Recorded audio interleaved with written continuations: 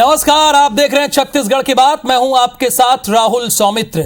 सोमवार को छत्तीसगढ़ के मुख्यमंत्री भूपेश बघेल इस टर्म का आखिरी बजट पेश करेंगे। यह बजट बेहद अहम होगा क्योंकि साल के अंत में चुनावी घमासान जो है, जाहिर है बजट के जरिए सरकार उन वर्गों को फोकस करेगी जिनके वोट निर्णायक साबित होने वाले हैं। ऐसे में माना जा रहा है कि इस बार का बजट लोक लुभावन रहने वाला है। सीएम खुद बोल चुके हैं कि यह छत्तीसगढ़ के भरोसे का बजट होगा, जबकि विपक्ष सवाल उठा रहा है। अब सवाल है, चुनावी साल में भूपेश सरकार आखिर ऐसे कौन से प्रावधान नए बजट में करने वाली है जो उसे चुनावी बैतरणी पार करने में मदद करेगी।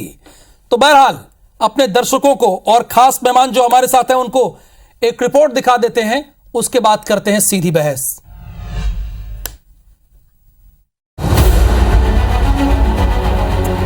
भूपेश बघेल का पिटारा जनता का हित में होगा। अब क्या उम्मीदें रहेगी बजट से?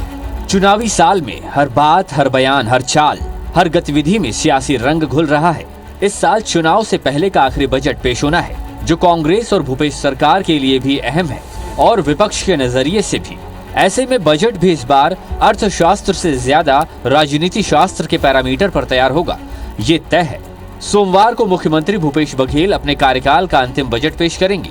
बजट पेश करने से पहले मुख्यमंत्री ने दावा किया कि बजट छत्तीसगढ़ के भरोसे का बजट होगा, जो आसमान पर नहीं बल्कि जमीन पर बात करेगा।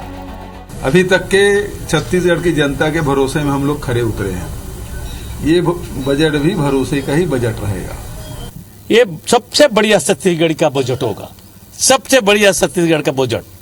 और छत्तीसगढ़ का किसान मजदूर को बेटा भूपेश बघेल कल छत्तीसगढ़ का बजट पिटारा खोलेंगे। छत्तीसगढ़ का बजट ट्विटर पर भी खूब ट्रेंड किया। एक ओर राज्य के बजट की चर्चा सोशल मीडिया में हुई, तो दूसरी ओर सियासत भी चरम पर है।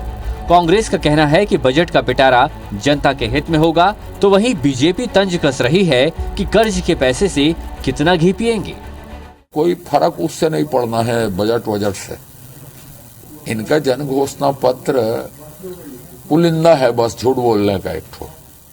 तो दूसरी बात यह है कि कर्जे के पैसे से कितना घी पिएंगे। सियासी बयानबाजी से साफ है कि इस बार का बजट चुनावी रंग से भरा पूरा रहेगा। वैसे भूपेश सरकार के चुनावी बजट के हाईलाइटिंग पॉइंट्स क्या रहेंगे, ये तो बजट पेश होने के बाद ही सामने आएंगे।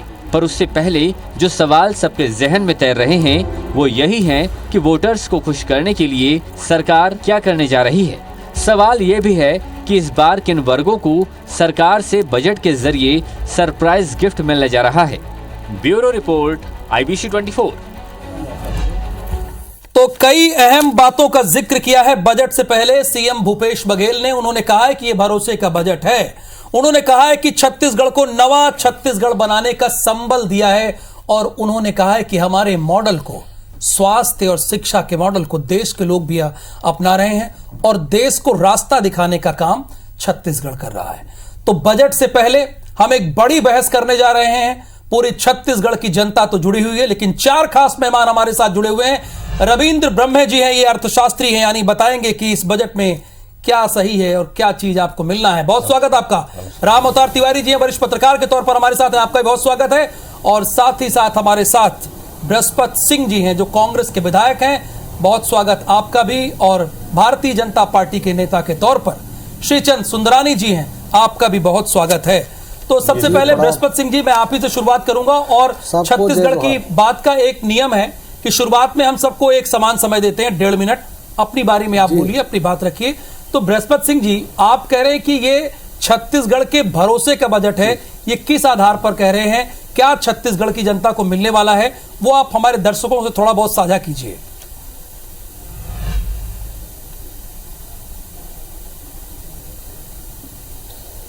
देखिए, छत्तीसगढ़ बनने के बाद पहला ऐसा बजट होगा जो सभी वर्गों के लिए, सभी वर्गों के लिए ये बेहतर बजट होगा। किसान हो, मजदूर हो, व्यापारी हो, कर्मचारी हो, अधिकारी हो, बेरोजगार हो, शिक्षा हो, स्वास्थ्य हो और गोठान से लेकर सभी वर्गों के लिए बेहतर से बेहतर ये बजट आने वाला है। सबको जीवन में खुशी लेकर आने वाला है।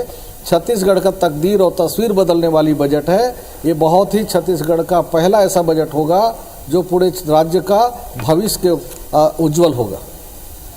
चलिए, बड़ी अच्छी बात है। कांग्रेस ने 52 सेकंड पहले ही अपनी बात को खत्म कर दिया। श्रीचंद सुंदरानी जी, जो उम्मीद आप लोगों ने पाल के रखा था 2023 के इलेक्शन में, वो तो बृहस्पति सिंह जी और छत्तीसगढ़ सरकार का बजट धूमिल करने जा रहा है, ऐसा ही कह रहे हैं कि इस बजट में सभी को हम कुछ न कुछ दे रहे हैं और ये स्वर्णिम छत्तीसगढ़ को बनाने वाला बजट होगा। आदरणीय राहुल जी, आपने बड़ा अच्छा सवाल किया। ये बजट लोक लुभावना बजट नहीं होगा, ये जनता की आंखों में धूल झोंकने वाला बजट होगा।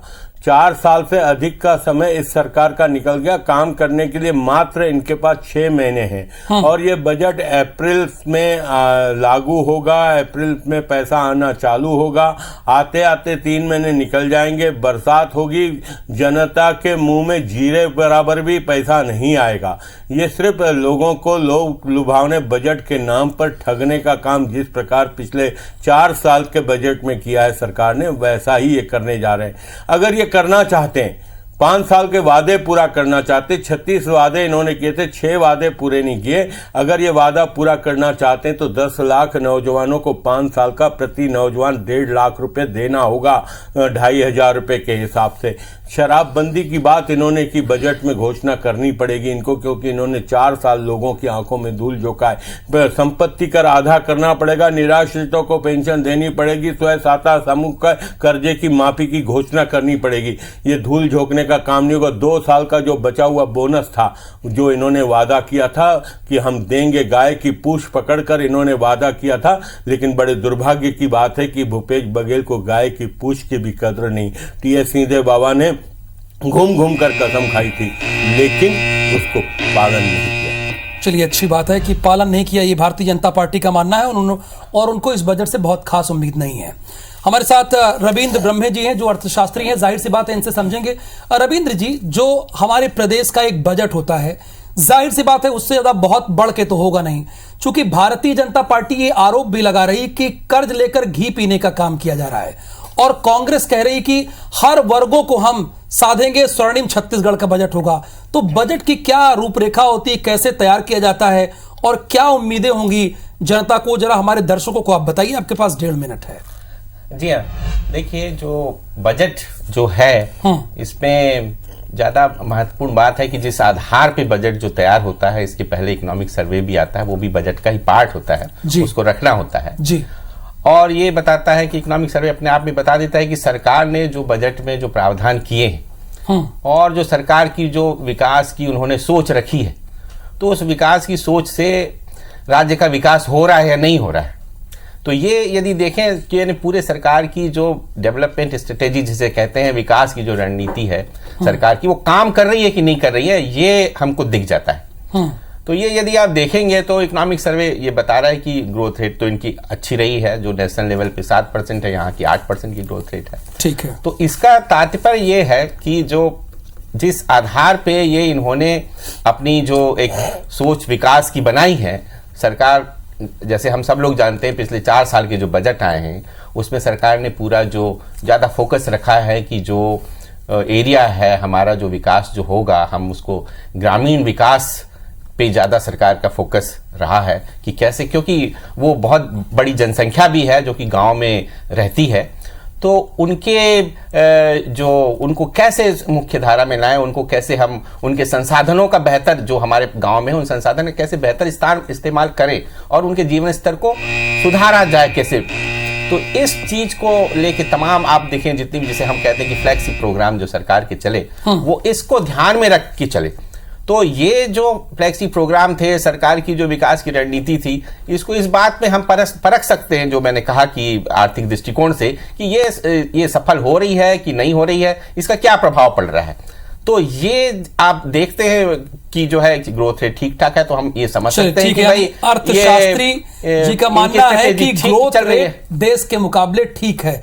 राम अवतार तिवारी जी, जैसे मध्य प्रदेश में भारतीय जनता पार्टी की सरकार ने एक मास्टर स्ट्रोक कदम उठाया बजट में, लाडली बहना यानी बहन को 1,000 रुपए, जो 23 साल से 60 साल की महिलाएं होंगी उन्हें 1,000 रुपए मिलेगा।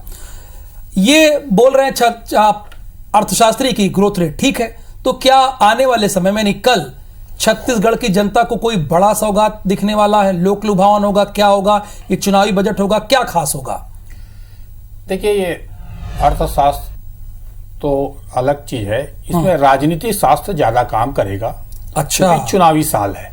ओके, चुनावी साल में समाज के हर वर्ग, खासकर जो कांग्रेस के कोर वोटर हैं, उनको खुश करने की कोशिश की जाएगी।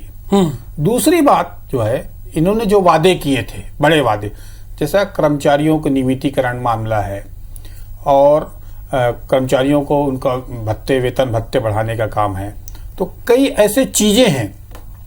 1,10,000 करोड़ का बजट आने वाला है, सबसे बड़ा बजट, 5वां बजट वो पेश करेंगे भूपेश जी।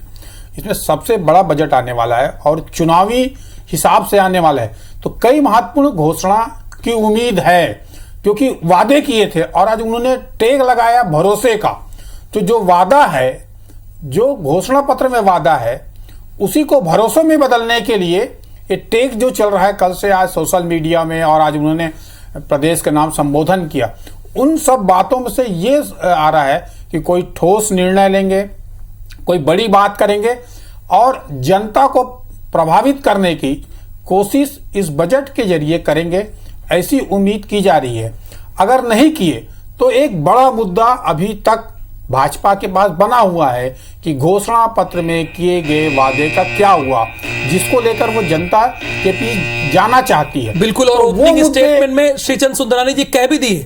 उन्होंने कहा कि 36 वादे किए, 6 भी नहीं पूरे किए। आप अपनी बात पूरी कर लीजिए, समय हो गया। कल उन्होंने इसीलिए जो एक भाजपा की सफल योजना मोर मकान मोर वाले में, जो जगह जगह 3 महीने से वो आंदोलन कर रहे थे, उस आंदोलन को फुस करने के लिए उन्होंने कल एक नया चीज लिखा दिया, सर्वे कराएंगे, हम गरीबों को मकान देंगे, हम सब चीज करेंगे। उस योजना के कल जैसे उन्होंने एक नया मास्टर स्ट्रोक हो सकता है फेंका, उसी तरह से कल भी एक उम्मीद की जा रही है कि नया कुछ अपना प्लान देंगे, लोगों की उम्मीद करेंगे, क्योंकि आर्थिक तौर पर छत्तीसगढ़ संसाधनों से भरा राज्य है, आर्थिक तौर पर कमजोर नहीं है। बिल्कुल, संसाधनों से भरा बेनिफिट जो दिए जा रहे हैं, जिसे पूछते हैं अब उनसे भी जानते हैं।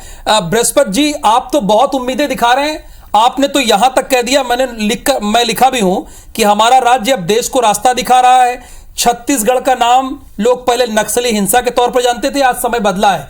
लेकिन यहां पर स्टूडियो में बैठे श्रीचंद सुंदरानी जी कह रहे हैं कि 36 वादे किए तो उसमें से 6 भी नहीं पूरा किए, जनता कैसे भरोसा करे?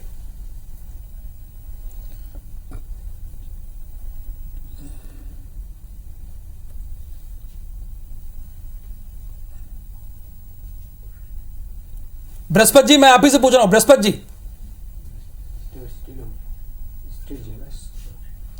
चलिए कोई बात नहीं, उनसे हमारा संपर्क नहीं हो पा रहा है, विस्तार से बात करेंगे।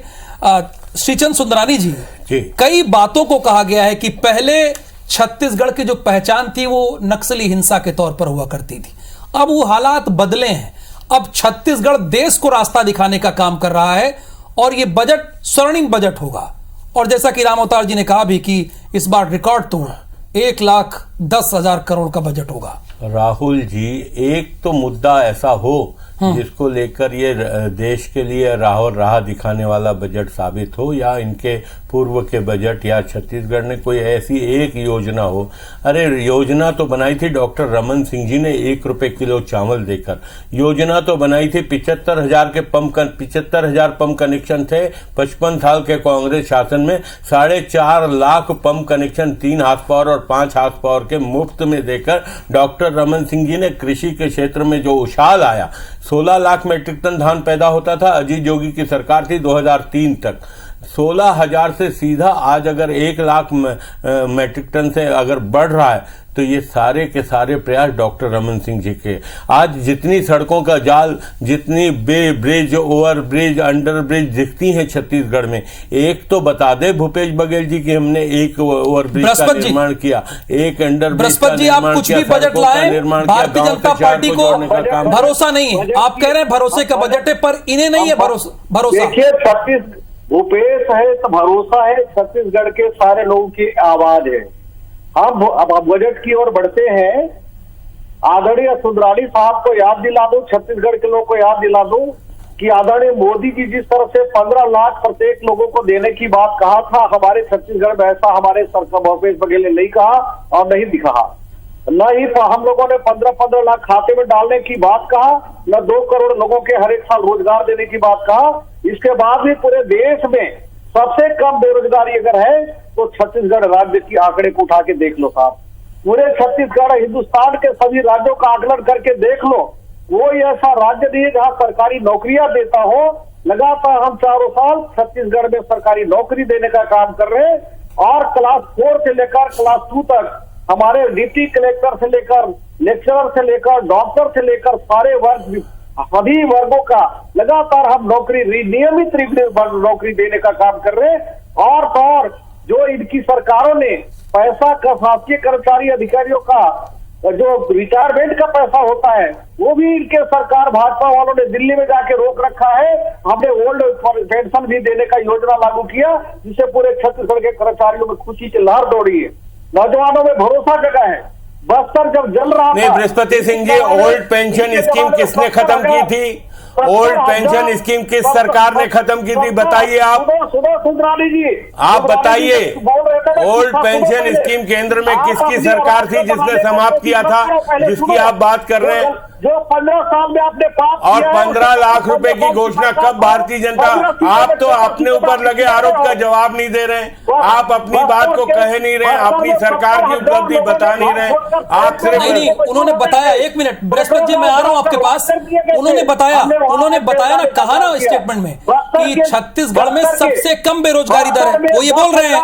बिल्कुल, ये आंकड़ों का मायाजाल है। 20 लाख पंजीकृत आज भी बेरोजगार दफ्तर में है, बेरोजगार की सूची में है 20 लाख नौजवान।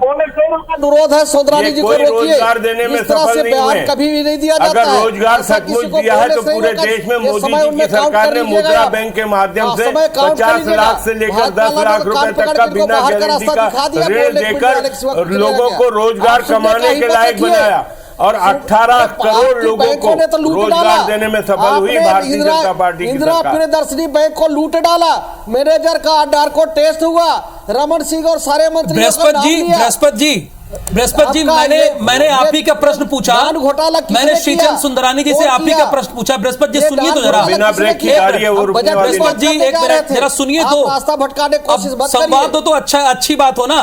बृहस्पति जी, मैंने श्रीचंद सुंदरानी जी से आप ही का सवाल पूछा, मैंने इनसे कहा कि छत्तीसगढ़ में सबसे कम बेरोजगारी दर है, तो ये कह रहे हैं कि आंकड़ों की बाजीगरी है। अभी भी 20 लाख पंजीकृत है, आंकड़ों की बाजीगरी बता रहे हैं। आंकड़े पढ़ लो ना साहब, बाजीगरी नहीं। इनके समय में हमने निकाला था सिर्फ इंजीनियरिंग विभाग का 1,05,000 इंजीनियर बेरोजगार पढ़े लिखे थे, इनके विपक्ष हम थे तो हमने आंकड़े थे, और कई हजार हमारे बेरोजगार थे। कितने नौकरी इन्होंने दिया? 15 साल सरकार में रहा, कितने लोगों को आपने नौकरी दिया?